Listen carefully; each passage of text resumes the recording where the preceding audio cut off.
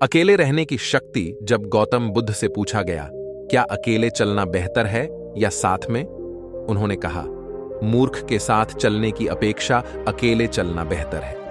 खैर, वह है, मैं नहीं। उसे पूरा यकीन था कि कोई मूर्ख ही तुम्हारे साथ चलेगा, तो उन्होंने कहा, मूर्ख के साथ चलने की अपेक्षा अकेले चलना बेहतर है। इस देश में कुछ मान्यताएं कहती हैं, जब आप छोटी और त्वरित यात्रा करना चाहते हैं तो अकेले चलें, जब आपको लंबी यात्रा करनी हो तो साथ साथ चलें। लेकिन अहम बात यह है कि आपके साथ कौन चल रहा है।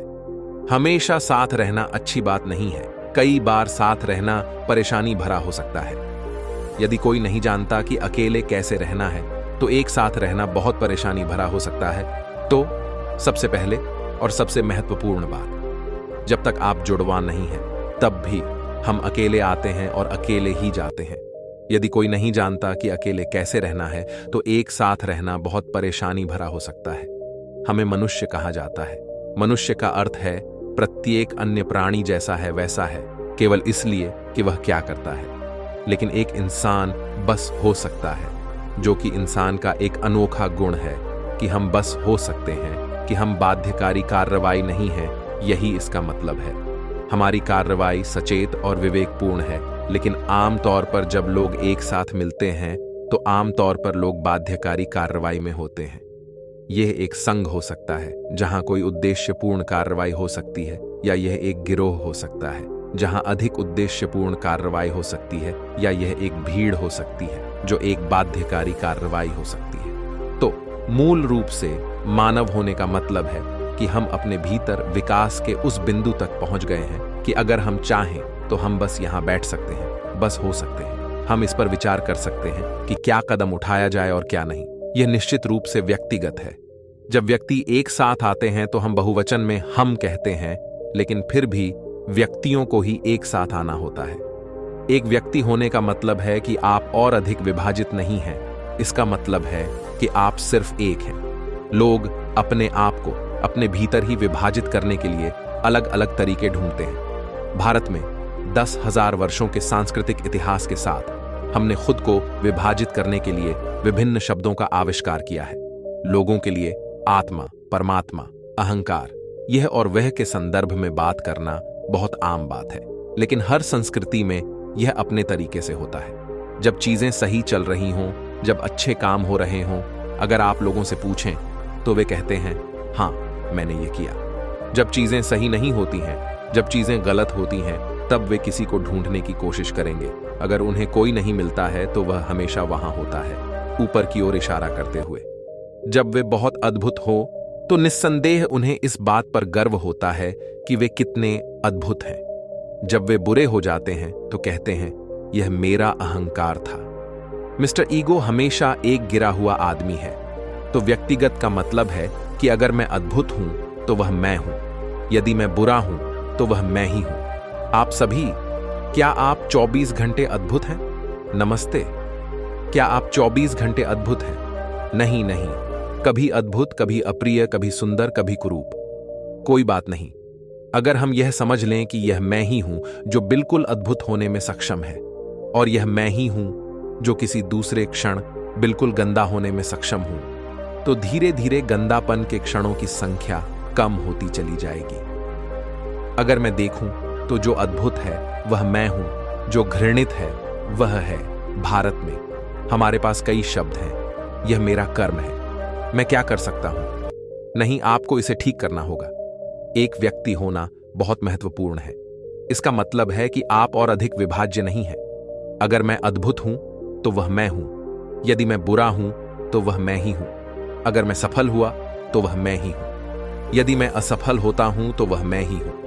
आपको इसे ठीक करना होगा। अगर मैं अद्भुत हूं तो वह मैं हूं। यदि मैं बुरा हूं तो वह मैं ही हूं। अगर मैं सफल हुआ तो वह मैं ही हूं। यदि मैं असफल होता हूं तो वह मैं ही हूं। आपको इसे ठीक करना होगा। मैं आपसे बस एक सरल प्रश्न पूछ रहा हूं। इस स्वयं के भीतर कितने लोग हैं? नमस्ते। आपके भीतर कितने लोग हैं? 1, 2, केवल एक। यदि आप एक हैं तो आप सामान्य इंसान हैं।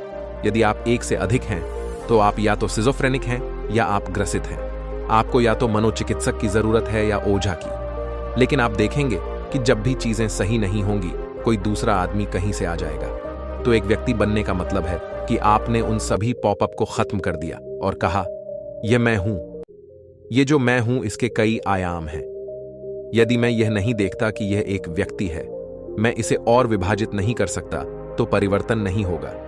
अगर परिवर्तन नहीं हुआ तो उस राज्य में लोग एक साथ आ जाएंगे, तो समाधान से ज्यादा गड़बड़ी होगी। सभी प्राणी एक साथ घूमते हैं, चाहे वह विभिन्न जंगली जीव हों, उनमें से अधिकांश एक साथ घूमते हैं। यहां तक कि जो बंदर भी हमसे एक कदम पीछे हैं, वे भी झुंड में हैं।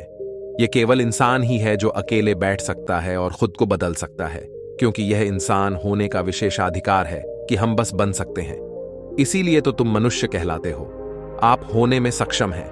आप गतिविधि की बाध्यकारी स्थिति में नहीं हैं। यदि आप चाहें तो सचेत रूप से आप विकसित हो सकते हैं। आज शाम आप विकसित हो सकते हैं, यदि आप इच्छुक हो। इसमें 10 लाख वर्ष नहीं लगते, क्योंकि हमारा विकास अब जैविक नहीं है, हमारा विकास सचेतन है।